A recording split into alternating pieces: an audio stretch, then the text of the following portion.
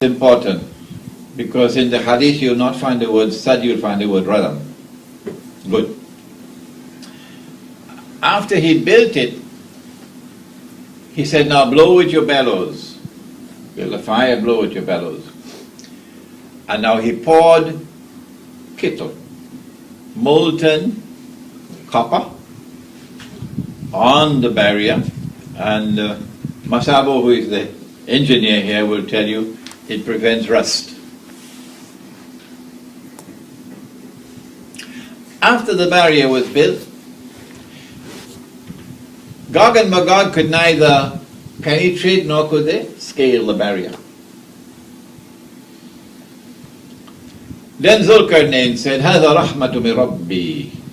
This barrier is constructed successfully with Allah's help as mercy from Allah. But هذا رحمة من ربي فإذا جاء وعد ربي جعله دكا.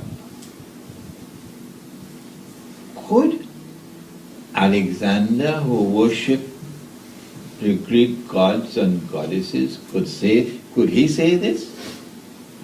Huh? When will they wake up?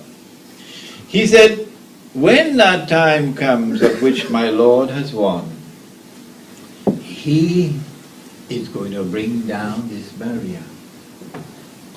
He is going to do it. وَكَانَ وَعْدُ رَبِّ حَقًّا. And then the warning of my Lord will come to pass. Gog and Magog are going to be let loose in the world.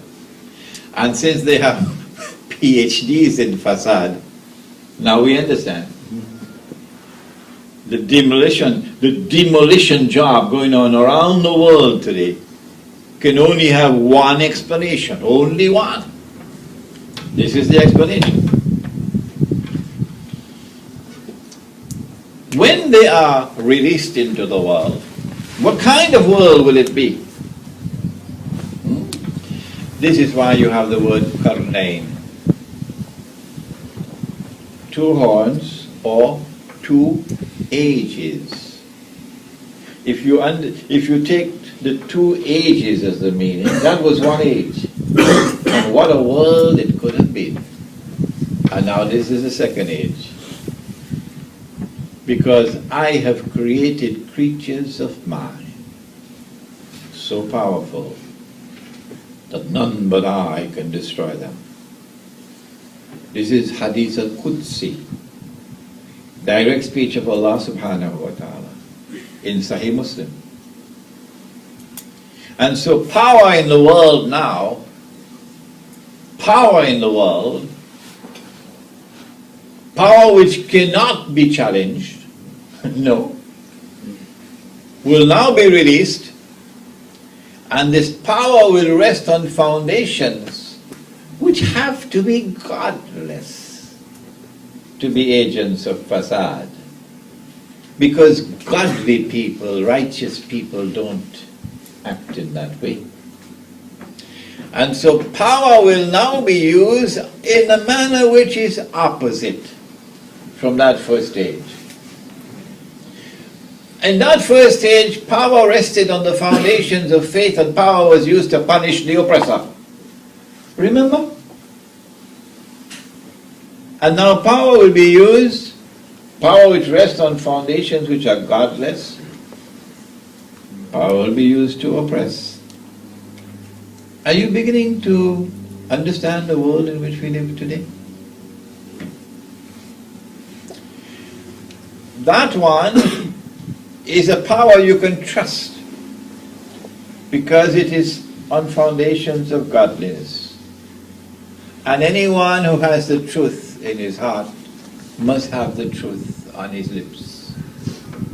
So you can trust him.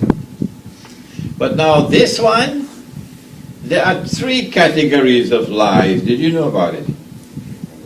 There are lies, and then there are great lies, and then there is 9/11.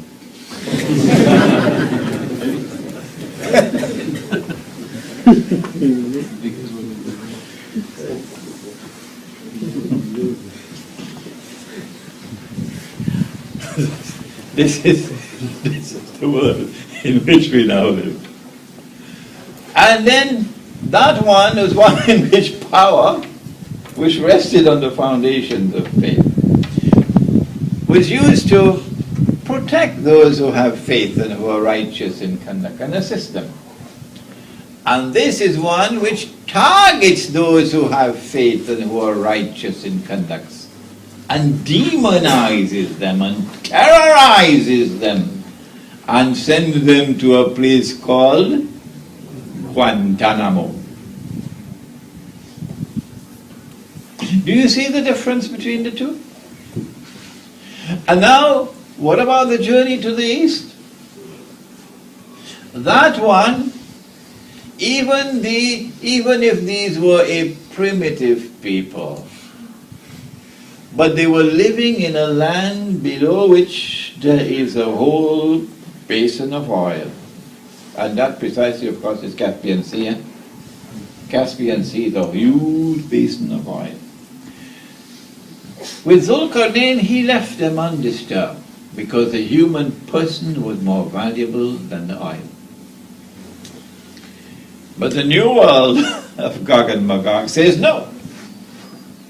Human beings are like cockroaches. You don't have to bother of them. And this new world is essentially racist. Racist to the core. And they're not like us. So they are dispensable. The oil is what we want. And we go after the oil without regard for human rights. Or they are people who are living a primitive way of life. So they only take from the earth enough for their daily sustenance. And they show reverence for rivers. And they would be horrified, absolutely horrified, to find a people taking all the sewage from a town and pumping it into a river? Are these human beings? Or are they some satanic force?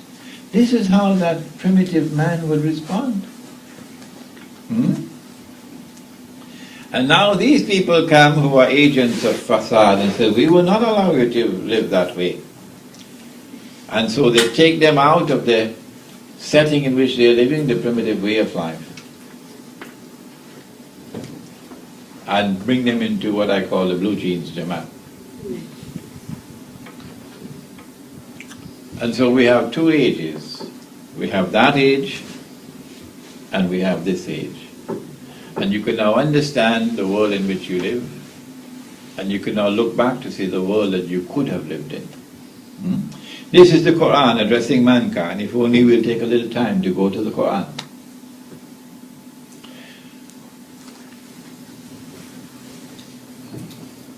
Have they been released?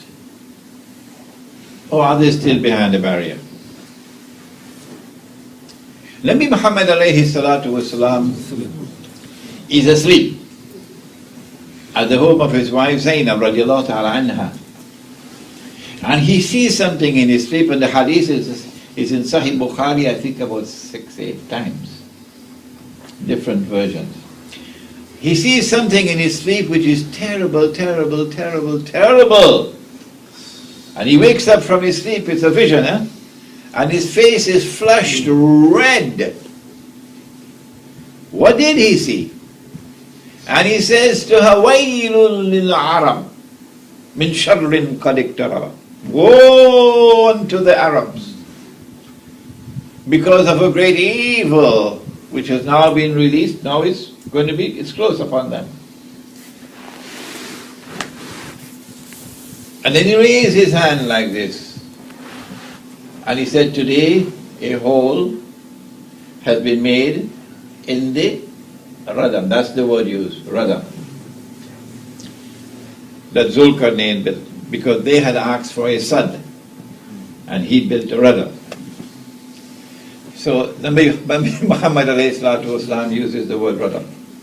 Today a hole has been built, indicating that the release of Gog and Magog, which can only take place when Allah chooses. فَإِذَا جَاءَ وَعْدُ رَبِّ جَعَلَهُ دَكَّاءَ. The release has now commenced, so the barrier is going down. She then asked, Anuhlika, will we be destroyed?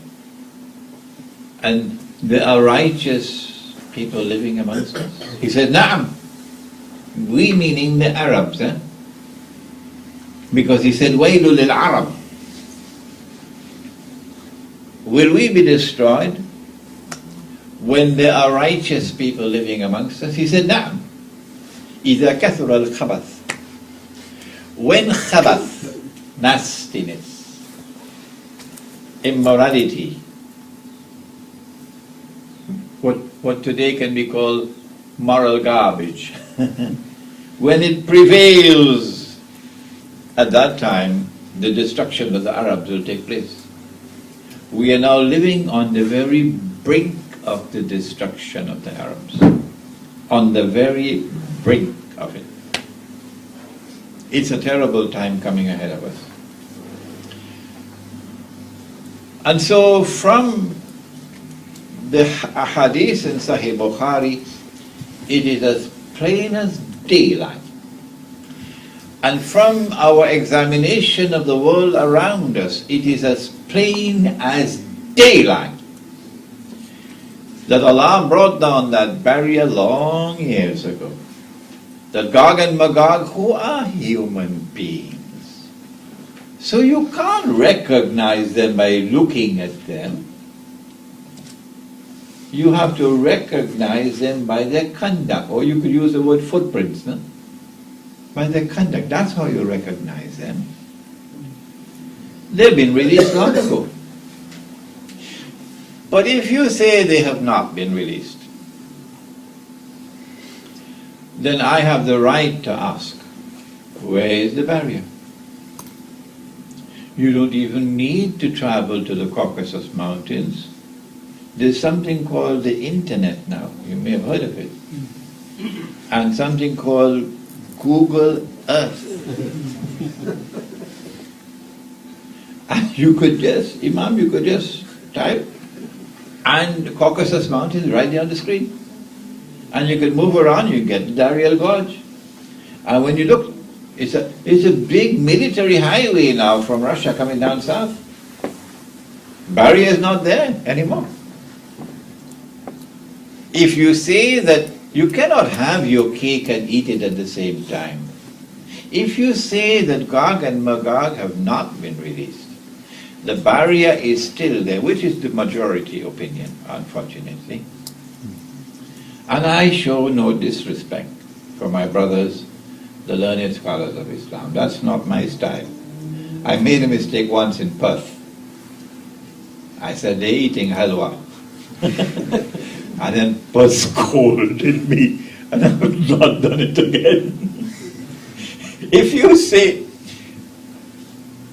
that the barrier is still there, that they have not been released, and I explain to you why they say that, then we have the right to respectfully ask them, where is the barrier? And why are you not making an effort to go and search for such a historic construction which is in the Quran? If it is still standing there, how can you eat biryani for dinner and go to sleep? Huh? Why are we in this situation? I have been lecturing on the subject of Gog and Magog for more than 15 years now. When I started in New York, people looked at me and asked whether this man has come from Mars or Venus. You couldn't believe what it was like 15 years ago. Really. Because nobody was speaking on this subject. Nobody. And I am in the United States of America. And you got the whole world of Islam in New York, you know. Everybody there. Every single Muslim community of the world is present in New York. And here comes this curious fellow called Imran,